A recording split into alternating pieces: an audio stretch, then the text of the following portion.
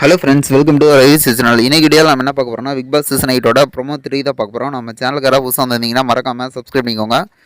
Promo 3ல் என்ன கேட்டிருக்காங்க அப்படின்னா, சேது சார் வந்து இன்னும் 5 வாரம் தான் இருக்குது, நீங்கள் எப்படி கேம் ப்ளே பண்ண போகிறீங்க அப்படிங்கிற மாதிரி சொல்லிட்டு கொஸ்டின் கேட்டிருக்காரு. அதுக்கு பார்த்தீங்கன்னா ஜாக்லின் என்ன சொல்கிறாங்க அப்படின்னா, இன்னும் 5 வாரமோ இல்லை 1 வாரமோ 2 வாரமோ இல்லை ஃபைனல் வரைக்கும் நான் போகணும்னு தெரில, ஆனால் வந்து இருக்கிற வரைக்கும் என்னுடைய கேமை சூப்பராக ப்ளே பண்ணுவேன் அப்படிங்கிற மாதிரி சொல்லிட்டு இவங்க சொல்லிட்டு இருக்காங்க. அப்புறம் பார்த்தீங்கன்னா முத்து என்ன சொல்கிறாருன்னா, நாம் எந்த இடத்துல உழைக்கணுமோ, எந்த இடத்துல பேசணுமோ, எந்த இடத்துல என்னென்ன பண்ணணுமோ அதெல்லாம் வந்து பண்ணிட்டு போயிடணும் அப்படிங்கிற மாதிரி சொல்லிட்டு இவரோட கேம் பிளேயை வந்து இவர் விளக்குற மாதிரி வந்து காமிச்சிருக்காங்க. இதுக்கப்புறம் பார்த்தீங்கன்னா இவரும் வந்து கப் அச்சீவ் பண்ணணும் அப்படிங்கிற மாதிரி கோல் இதில் வந்து சொல்லிகிட்டு இருக்கிறாரு. முடிஞ்ச அளவுக்கு தவறுகளை திருத்திக்கணும் அப்படிங்கிற மாதிரி சொல்லிட்டு இருக்காரு. விஷால் என்ன சொல்கிறாருன்னா, நாம் ஒரு என்டர்டைன்மெண்ட் காமெடி படத்தில் எல்லா டைமும் காமெடியாக இருக்காது, எமோஷனலாக இருக்கும் அப்படிங்கிற மாதிரி சொல்லிட்டு இவர் சொல்கிற மாதிரி வந்து காமிச்சிருக்காங்க. உடனே சேது சார் என்ன கேட்குறாங்கன்னா, 10 வாரமும் ஒரே படத்தை ஓட்டினா நான் இங்கே எப்படிங்க பார்க்குறது அப்படிங்கிற மாதிரி சொன்னோன்னே, ஆமாம் சார் கரெக்ட் அப்படிங்கிற மாதிரி சொல்லிட்டு விஷால் ஒத்துக்கிற மாதிரி வந்து காமிச்சிருக்காங்க.